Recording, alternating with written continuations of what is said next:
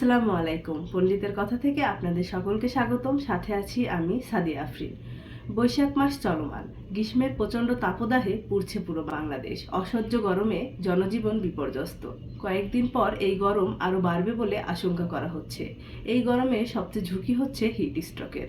এছাড়াও বিভিন্ন ধরনের রোগের প্রকোপ বেড়ে গিয়েছে, যেমন ডায়রিয়া, জ্বর, কাশি, শ্বাসকষ্ট, পানিশূন্যতা এবং বিভিন্ন ধরনের চর্মরোগ। চলুন জেনে নিই হিট স্ট্রোকটি আসলে কি। অতিরিক্ত গরমে শরীরের তাপমাত্রা 104 ডিগ্রি এর বেশি হয় এবং শরীরের তাপমাত্রা নিয়ন্ত্রণ ক্ষমতা নষ্ট হয়ে গেলে তাকে হিট স্ট্রোক বলে।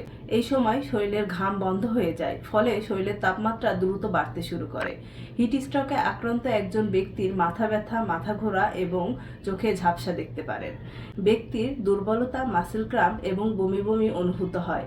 এছাড়াও মারাত্মক পর্যায়ে একজন ব্যক্তির খিঁচুনি এবং ব্যক্তিটি অজ্ঞান হয়ে যেতে পারেন।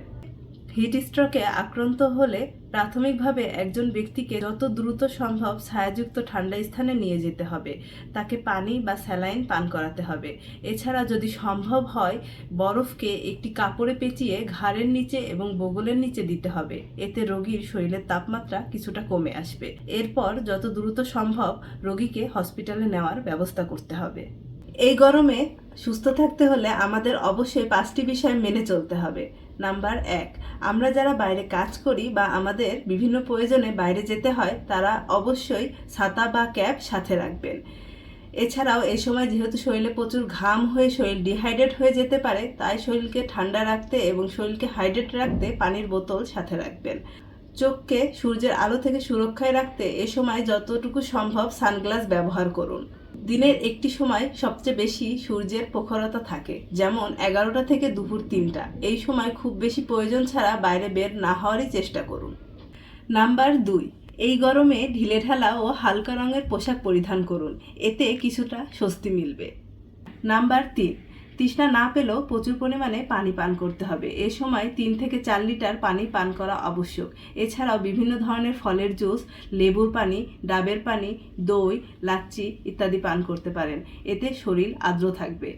অবশ্যই একটি বিষয় মনে রাখতে হবে, চা ও কফি শরীরের আর্দ্রতা বৃদ্ধি করে, তাই চা ও কফি এড়িয়ে চলাই ভালো।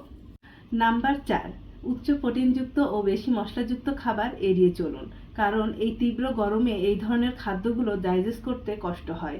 এছাড়াও বিভিন্ন ধরনের সমস্যা দেখা দিতে পারে, যেমন ডায়রিয়া, পেটে ব্যথা ইত্যাদি। এই সময় এগুলোর পরিবর্তে শসা, টমেটো, শাকসবজি, লাউ এই ধরনের খাদ্যগুলো বেশি বেশি খাদ্য তালিকায় রাখতে পারেন। এবং নাম্বার 5, তীব্র গরমে শরীরকে কিছুটা স্বস্তি দিতে দিনে 2 বার গোসল করতে পারেন। এতে শরীরের তাপমাত্রা কিছুটা কমে আসবে। আজকে এ পর্যন্তই। সকলের সুস্থতা কামনা করছি। আগামী পর্ব দেখার জন্য সকলকে আমন্ত্রণ রইল। আল্লাহ হাফেজ।